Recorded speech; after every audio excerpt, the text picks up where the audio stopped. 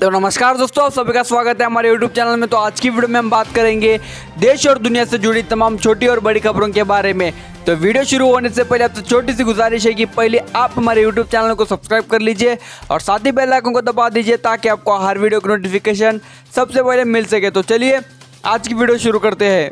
तो आज की पहली और सबसे बड़ी खबर यह है कि तमिलनाडु में कोरोना का संक्रमण हुआ तेज। कई जिलों में 19 से 30 जून तक लगाया गया लॉकडाउन। जी हाँ दोस्तों, आपको बता दें कि तमिलनाडु में कोरोना संक्रमण में तेजी को देखते हुए कुछ जिलों में 19 से 30 जून तक पूरी तरह से लॉकडाउन लगाने की घोषणा की गई है। जिन जिलों में लॉकडाउन का ऐलान हुआ है उनमें चेन्नई, चेंगलपट्टू, तिरुवल्लुर और कंचीपुरम शामिल है। इन जिलों में सिर्फ आवश्यक सेवाओं को ही लॉकडाउन में ढील दी गई है। लॉकडाउन के दौरान कैब और ऑटो रिक्शा नहीं चलेंगे। हालांकि कुछ इमरजेंसी हालत हो तो उसके लिए छूट दी गई है। सरकारी दफ्तर 33% कर्मचारियों के साथ खुलेंगे। कंटेनमेंट जोन में जो सरकारी कर्मचारी है उनके लिए नियम है कि वे दफ्तर न आए, घर पर ही रहे। और लॉकडाउन की अवधि में बैंक केवल 29 और 30 जून को खुलेंगे। किराना और सब्जी की दुकानें खुलेंगी, लेकिन सुबह 6 बजे से लेकर दोपहर 2 बजे तक ही।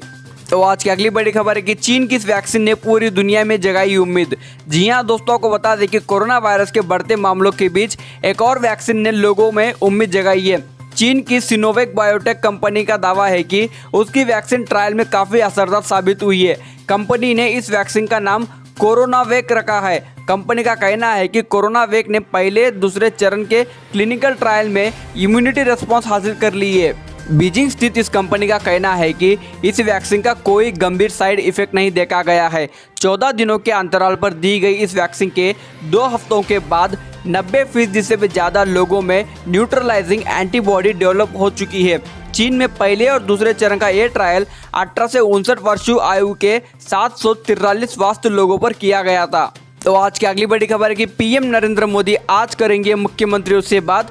कर्नाटक की ओर से की जाएंगी ये मांग। जी हां दोस्तों, को बता दें कि कोरोना संकट को लेकर प्रधानमंत्री नरेंद्र मोदी आज यानी मंगलवार को सभी प्रदेशों के मुख्यमंत्रियों से बात करेंगे।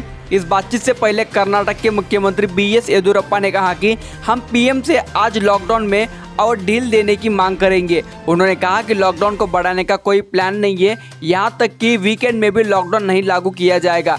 मुख्यमंत्री BS येदियुरप्पा ने कहा कि कर्नाटक में अधिकतर दूसरे प्रदेश से आए लोग कोरोना संक्रमित मिले हैं।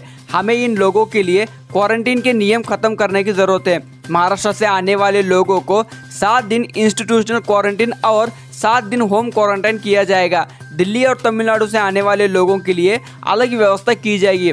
और 16 जून को प्रधानमंत्री नरेंद्र मोदी ऐसे राज्यों और केंद्र शासित प्रदेशों के मुख्यमंत्रियों के साथ वीडियो कॉन्फ्रेंसिंग करेंगे जहां कोरोना की रफ्तार धीमी है या जहां कोरोना मरीजों की रिकवरी रेट काफ़ी अच्छी है। इन राज्यों में पंजाब, असम, केरल, उत्तराखंड, कर्नाटक और झारखंड जैसे कई राज्य शामिल है। और 17 जून को प्रधानमंत्री नरेंद्र मोदी उन राज्यों के मुख्यमंत्रियों के साथ बैठक करेंगे जिन राज्यों में कोरोना वायरस के संक्रमण की रफ्तार काफ़ी ज़्यादा है। 17 जून को पीएम नरेंद्र मोदी महाराष्ट्र, तमिलनाडु, दिल्ली, गुजरात और राजस्थान समेत अन्य राज्यों के मुख्यमंत्रियों के साथ बात करेंगे। तो आज की अगली बड़ी खबर है कि आर्थिक मोर्चा पर रिकवरी के संकेत। GST कलेक्शन के बाद निर्यात में तेजी। जी हां दोस्तों, को बता दें कि देश के साथ वैश्विक स्तर पर लॉकडाउन खुलने से आर्थिक मोर्चा पर रिकवरी के संकेत मिलने लगे हैं। मई महीने में वस्तुओं का निर्यात 19 अरब डॉलर का रहा, जबकि इस साल अप्रैल महीने में वस्तुओं का निर्यात सिर्फ 10.36 अरब डॉलर का था। वाणिज्य व उद्योग मंत्री पीयूष गोयल के ट्वीट के मुताबिक जून के पहले हफ्ते में वस्तुओं का निर्यात कोविड-19 से पूर्व के स्तर के आसपास पहुंच गया है। गोयल के मुताबिक इस साल जून के पहले हफ्ते में 4.94 अरब डॉलर का निर्यात किया गया है। पिछले साल जून के पहले हफ्ते का निर्यात 5.3 अरब डॉलर का था। वाणिज्य व उद्योग मंत्रालय के आंकड़ों के मुताबिक इस साल मई महीने के निर्यात में पिछले साल मई के मुकाबले 36.47% की गिरावट दर्ज की गई है। वहीं इस साल अप्रैल के निर्यात में पिछले साल की समान अवधि के मुकाबले 60% की गिरावट दर्ज की गई थी। मई महीने में वस्तुओं के आयात में पिछले साल मई के मुकाबले 51.05% की गिरावट रही। इस साल मई में 22.2 अरब डॉलर का आयात किया गया, जबकि पिछले साल मई में 45.3 अरब डॉलर का आयात किया गया था। मंत्रालय सूत्रों के मुताबिक जुलाई तक निर्यात में हो रही गिरावट का दौर समाप्त हो सकता है। और आर्थिक मोर्चा पर रिकवरी का संकेत जीएसटी कलेक्शन में होने वाली बढ़ोतरी से भी मिल रहे हैं। जीएसटी काउंसिल में पेश किए गए आंकड़ों के मुताबिक इस साल अप्रैल में जीएसटी कलेक्शन 32,172 करोड़ रुपए का था। वहीं मई में कलेक्शन बढ़कर 62,151 करोड़ रुपए के स्तर पर पहुंच गया, जो कि पिछले साल मई के मुकाबले 38% कम है। तो आज की अगली बड़ी खबर है कि निजी अस्पतालों और लैब में कोविड-19 टेस्ट के लिए करना होगा 2,200 रुपए का भुगतान। जी हाँ दोस्तों, आपको बता दें कि तेलंगाना सरकार द्वारा प्राइवेट अस्पतालों में कोविड-19 टेस्ट के लिए फीस फिक्स कर दी गई है। इसके लिए राज्य सरकार ने 2,200 रुपये फीस तय की है, जबकि संक्रमण के इलाज के लिए कॉरपोरेट अस्पतालों में 4,000 रुपये प्रतिदिन के हिसाब से भुगतान करना होगा। सोमवार को तेलंगाना सरकार ने यह निर्णय लिया है। मुख्यमंत्री चंद्रशेखर राव ने रविवार को मुख्य सचिव और अन्य अधिकारियों के साथ एक समीक्षा बैठक के दौरान कुछ अहम निर्णय लिए हैं।